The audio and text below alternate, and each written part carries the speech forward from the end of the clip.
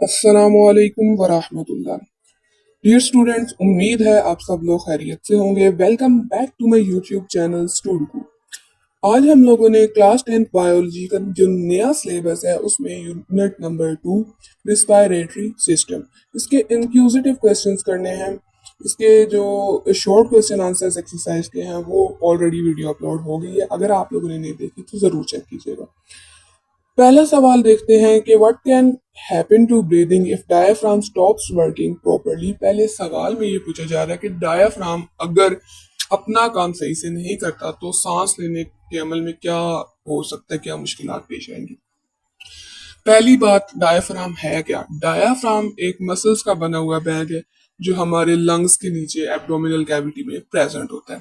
ठीक है, फिर वर्किंग प्रॉपरली हमें पहले पता होना चाहिए इसका काम क्या है। तो डायफ्राम का काम है कि ये कॉन्ट्रैक्ट और रिलैक्स होता है। जब ये कॉन्ट्रैक्ट होता है ये ऊपर लंग्स की तरफ प्रेशर डालता है, दबाव की वजह से जो हवा एक्सलेशन है, बाहर निकलनी है हवा, उसमें मदद होती है। इसी तरह ये रिलैक्स होता है तो लंग्स को एक्सपैंड होने के लिए एरिया मिल जाता है। तो अब डायफ्राम अगर अपना काम सही से नहीं कर रहा, मतलब वो या तो एक्सपैंड नहीं हो रहा सही से या कॉन्ट्रैक्ट नहीं हो रहा सही से, यानी कि कॉन्ट्रैक्शन रिलैक्शन अगर सही नहीं हो रही तो या एक्सलेशन में या इनहेलेशन में जो है वो हमें परेशानी होगी और इस तरीके से पूरी ऑक्सीजन बॉडी में एंटर नहीं कर पाएगी, सांस लेने में दुश्वारी हो सकती है। दूसरा सवाल है, why is it dangerous when smoke particle settle inside the lungs. आप स्मोकिंग करते हो या आप किसी के पास बैठे हुए हो पैसिव स्मोकिंग के थ्रू भी जो स्मोक के जरात हैं, जब आप सांस ले रहे हैं तो जाहिर सी बात है हवा में मौजूद है, वो अंदर जाएंगे आपके रेस्पिरेटरी सिस्टम में। जैसे ही वो लंग्स तक पहुंचेंगे तो लंग्स की वाल्स, जैसे कि अलविलाई की वाल्स में थोड़ा सा मॉइस्चर होता है डिफ्यूजन के अमल को तेज करने के लिए, तो ये वहां पर सेटल हो जाएंगे, चिपक जाएंगे अगर दीवारों के साथ। तो क्या होगा कि जो हमारे एल्वियोलाई के ब्रोंक्यूल्स ब्रोंकाई के टिश्यूज हैं उनको ये तोड़ना शुरू कर देंगे, उनकी ब्रेक डाउन स्टार्ट हो जाएगी जिसकी वजह से हमारे लंग्स खराब हो जाएंगे।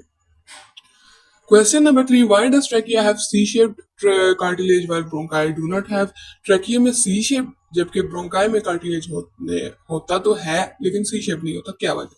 तो ट्रैकिया में सी शेप कार्टिलेज प्रेजेंट होता है क्योंकि ट्रैकिया के पीछे एसोफेगस है और उसको पेरिस्टालसिस के लिए स्पेस चाहिए, थोड़ी सी जगह चाहिए ताकि वो अच्छे से पेरिस्टालसिस कर सके। अगर कार्टिलेज सी शेप ना हो तो उसको एरिया प्रोवाइड नहीं होगा एसोफेगस को, इसलिए एसोफेगस को एरिया प्रोवाइड करने के लिए कार्टिलेज सी शेप का। वो कार्टिलेज है क्यों, बेसिकली ताकि इतना लंबा जो विंड पाइप है वो जब हवा गुजारे, हम एक्सेल करें तो दबाव की वजह से कोलैप्स ना हो, बंद ना हो जाए। अगर सिर्फ मसल्स का तो वो बंद हो जाता, इसलिए वो क्या है, सी शेप है। और जो ब्रोंकाई है लंग्स के अंदर प्रेजेंट नालियां, उनमें फिर प्लेट लाइक प्रेजेंट होता है क्योंकि उनके तो आसपास एसोफेगस नहीं है, उनको एरिया प्रोवाइड करने वाला कोई चक्कर नहीं है।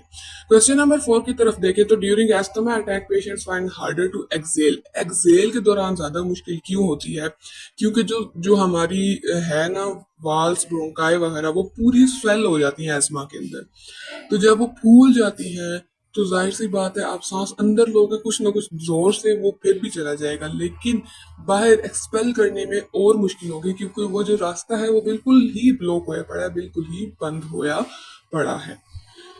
तो ये जो थे आज चार ही थे इंक्यूजिटिव क्वेश्चन यूनिट नंबर 2 के। अल्हम्दुलिल्लाह हमारा यूनिट नंबर 2 की एक्सरसाइज भी यहाँ पे होती है कंप्लीट। और अब इसके कंसेप्चुअल क्वेश्चंस इंशाल्लाह जल्द पोस्ट करूँ किए जाएंगे। और अगर आपको वीडियो अच्छी लगी तो प्लीज़ लाइक करें, कमेंट करें, अपने दोस्तों के साथ ज़्यादा से ज़्यादा शेयर करें। हाँ, न्यू चैनल है, थोड़ा सा इसको सपोर्ट करें, आप हमारी मदद करें, हम आपकी मदद करेंगे इंशाल्लाह अज़्ज़ा वजल। मिलते हैं किसी नई वीडियो में, तब तक के लिए टेक केयर, फी अमानिल्लाह।